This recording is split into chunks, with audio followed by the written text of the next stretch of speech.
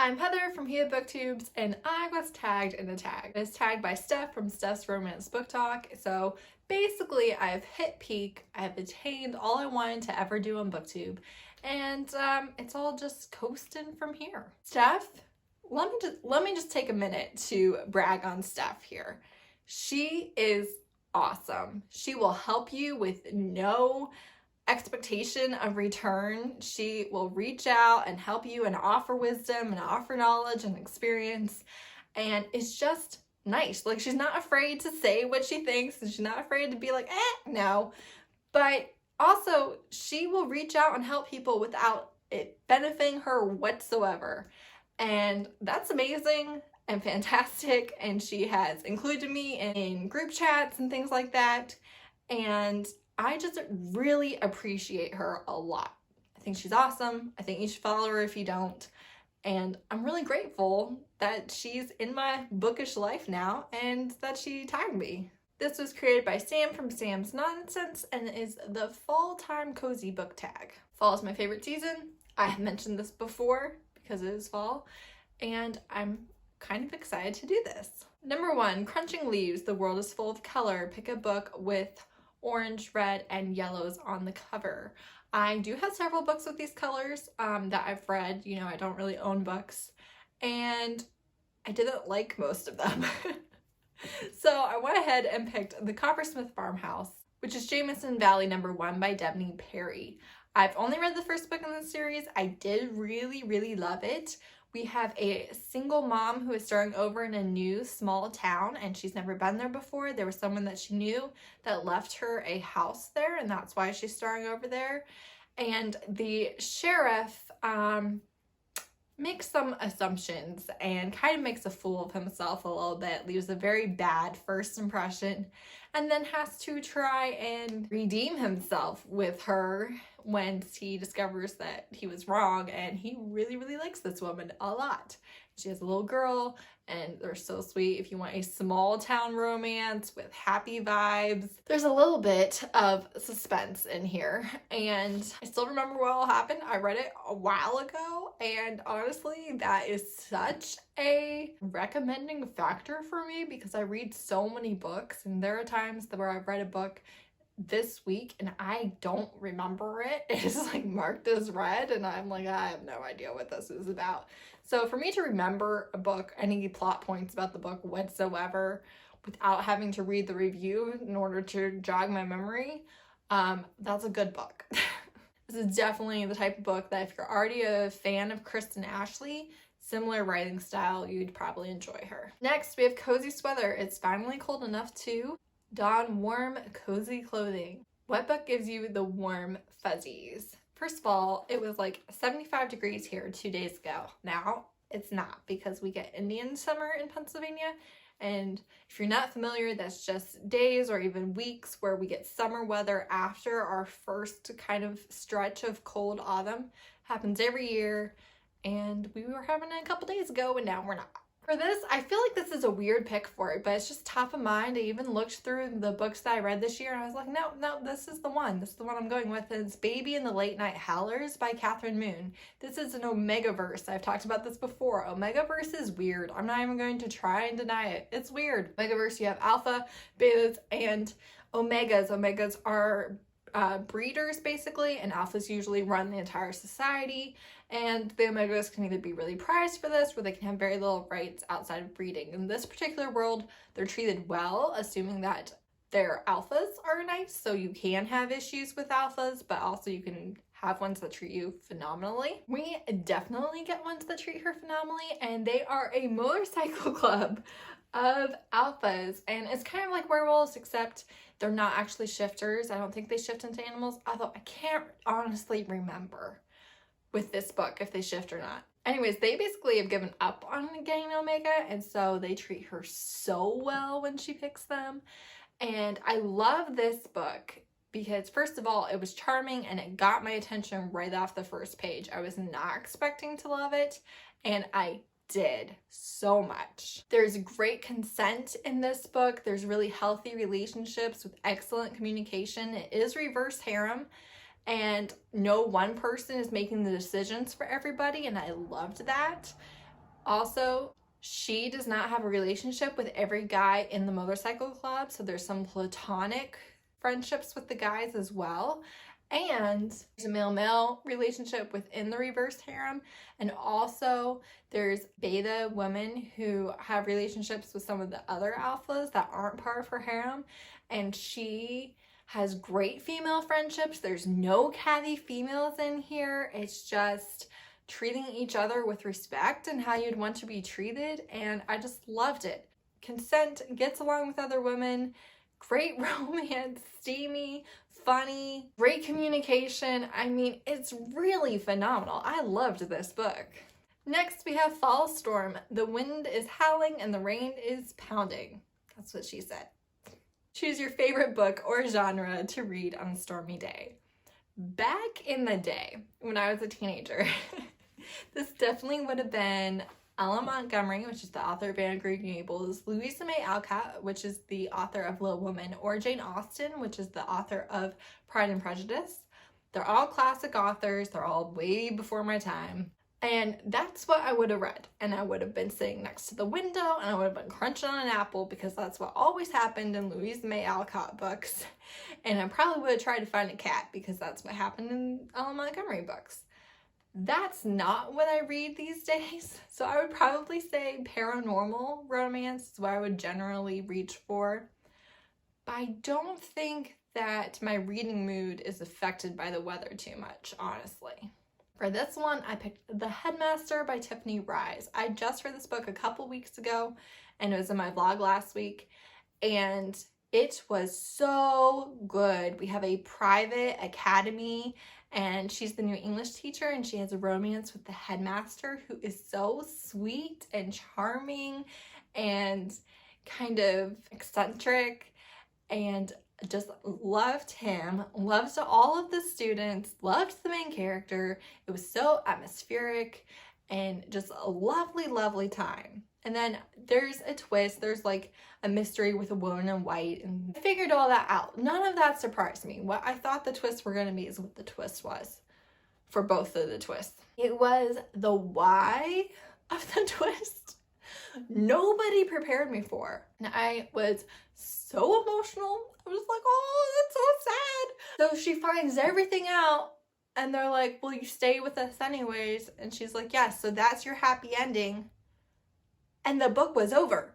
So all the emotional stuff that devastated me was like 1 page away from the end of the book. So even though we ended happily and they're gonna live happily ever after, all the jazz, all the things that we want, and the entire book was sweet and cute and charming and witty and engaging, right at the end they get us right in our feelings, and we're just like so worked up, and then they just leave us there. They just end the book, even though it was a happily ever after.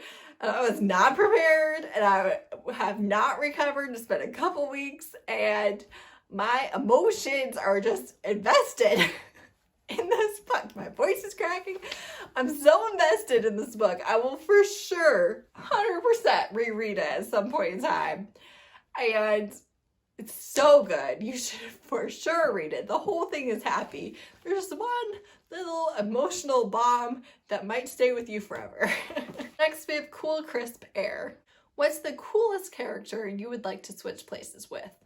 I have a very simple, happy, quiet life. I am married with 3 kids. I work at home. I take care of the house. I take care of my kids. I take care of my husband. I read books. I play piano. I love my life. That's what I wanted, and that's what I got, and I love it.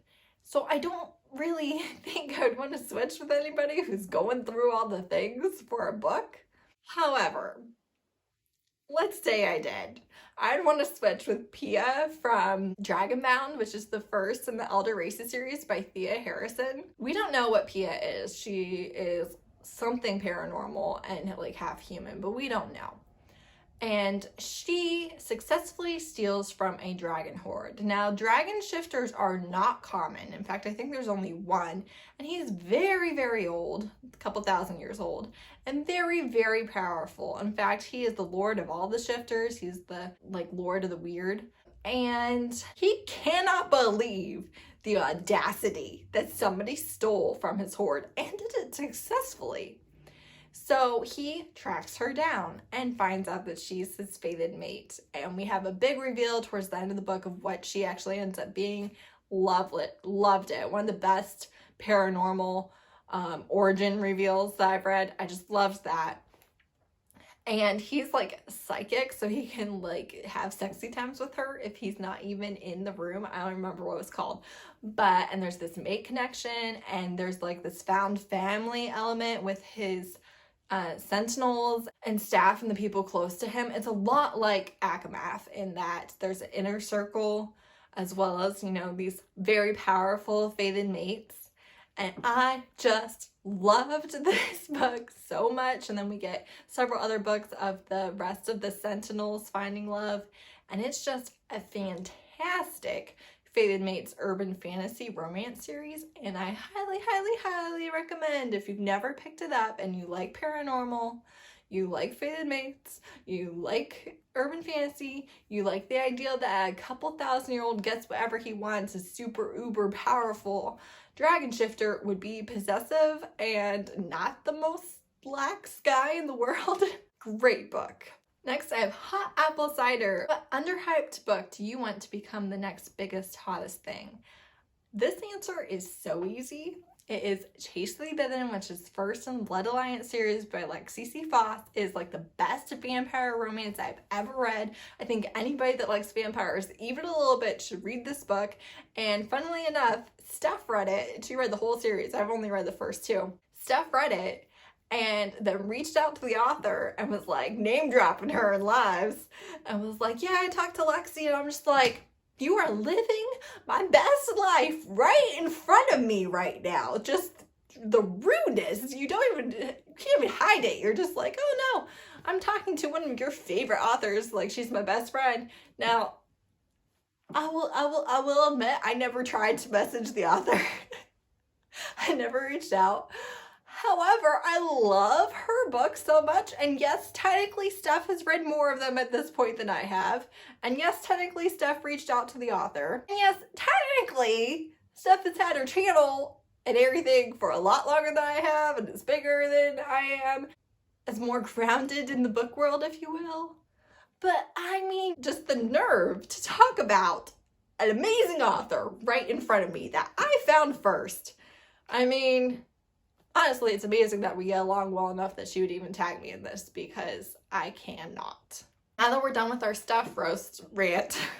So in Chastely Bitten, this entire world is a dystopian type world, and werewolves and vampires have ruled for a very long time. So long that all of the humans now no longer remember a time when humans were the rulers of the world. And all of the humans have been very indoctrinated. On top of being indoctrinated, they are surrounded by the absolute brutality of the vampires and the werewolves, who view them as nothing more than food.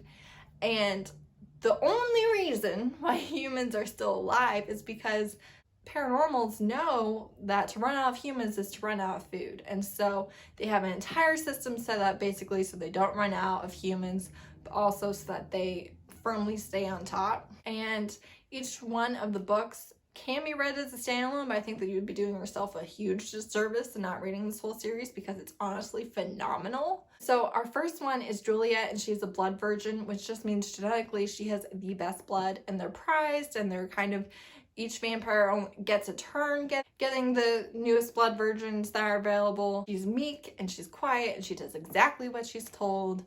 And I think his name is Darius.